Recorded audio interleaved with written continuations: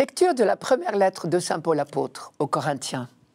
Frères, j'aimerais vous voir libre de tout souci. Celui qui n'est pas marié a le souci des affaires du Seigneur. Il cherche comment plaire au Seigneur. Celui qui est marié a le souci des affaires de ce monde. Il cherche comment plaire à sa femme et il se trouve divisé.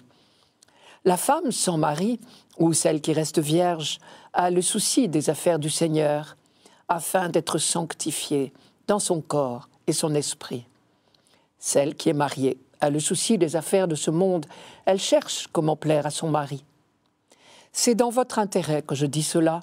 Ce n'est pas pour vous tendre un piège, mais pour vous proposer ce qui est bien, afin que vous soyez attachés au Seigneur sans partage. Être attaché au Seigneur sans partage. Décidément, c'est la seule chose qui compte pour saint Paul. Il faut garder en mémoire la belle formule que nous avons lue dimanche dernier. Le temps est limité. Littéralement, le temps a cargué ses voiles, comme un navire qui arrive au port. Traduisez, l'histoire humaine arrive à son terme. Le Christ vient accomplir le dessein de Dieu, c'est-à-dire nous réunir tous en lui. Mais on pouvait très bien s'appuyer sur cette imminence du royaume pour tomber dans deux excès contraires. Et apparemment, les Corinthiens n'y échappaient pas. Certains se livrant à la débauche, sous prétexte que seul le royaume compte et que ce que l'on fait dans la vie quotidienne ne compte pas. On peut donc faire tout ce qu'on veut. Jésus nous a libérés.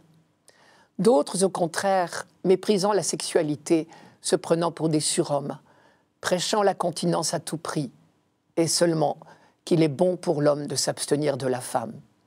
C'est au début du chapitre 7. Nous avons lu au deuxième dimanche la réponse de Paul aux débauchés. Elle était on ne peut plus claire. Je vous la rappelle. Frères, fuyez l'impureté. Ne le savez-vous pas?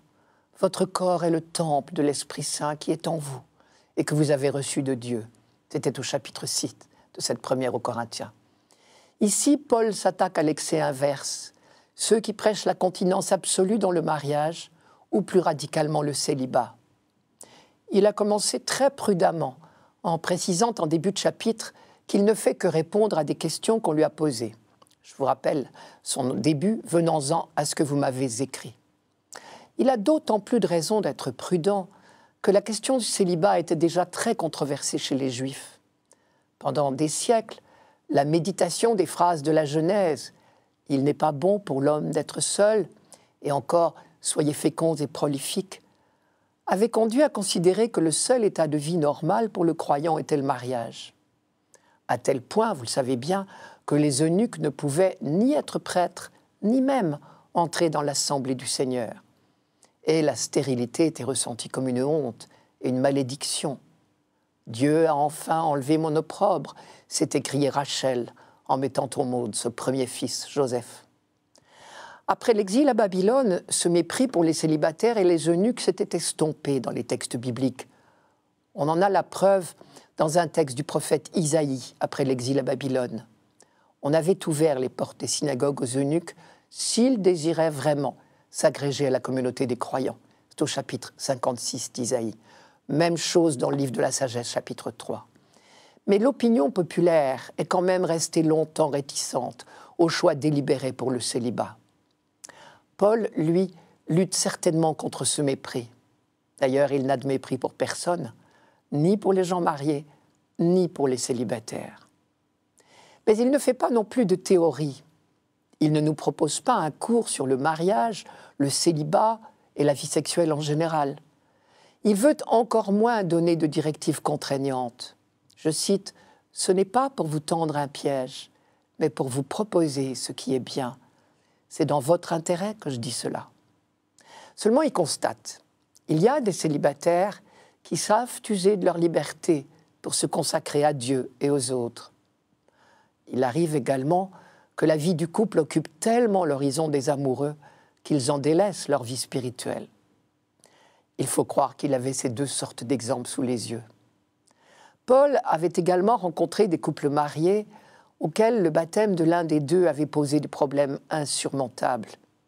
Il en a parlé explicitement dans l'un des versets précédents. Car lorsqu'un couple entendait parler de la foi chrétienne, Il arrivait que l'un des deux se convertisse, et pas l'autre. Comment, dans ce cas, le nouveau baptisé pouvait-il être attaché au Seigneur sans partage? Mais l'inverse peut se produire aussi, que l'amour vécu dans le mariage soit un chemin de progression dans l'amour de Dieu et des frères, et que, au contraire, des célibataires se recroquevillent dans leur égoïsme. Ces deux types d'attitudes, Paul préfère ne pas les évoquer dans l'ambiance de mépris du célibat qui prévalait alors. Son seul objectif, c'est la propagation de l'Évangile. À chacun de choisir l'état de vie qui lui permet d'être le plus disponible. La seule chose qui compte, c'est que nous soyons attachés au Seigneur sans partage, car nous sommes dans les derniers temps. Cette perspective seule doit occuper notre esprit. Il dit bien « J'aimerais vous voir libre de tout souci ». Il faut croire que c'est très important pour lui, puisque le mot « souci » revient 5 fois dans ce court passage. On entend résonner ici une autre phrase de lui dans la lettre aux Philippiens. Je cite « Le Seigneur est proche, n'entretenez aucun souci, mais en toute occasion, par la prière et la supplication, accompagnée d'actions de grâce, faites connaître à Dieu vos demandes. Et la paix de Dieu, qui surpasse toute intelligence, gardera vos cœurs et vos pensées en Jésus-Christ. »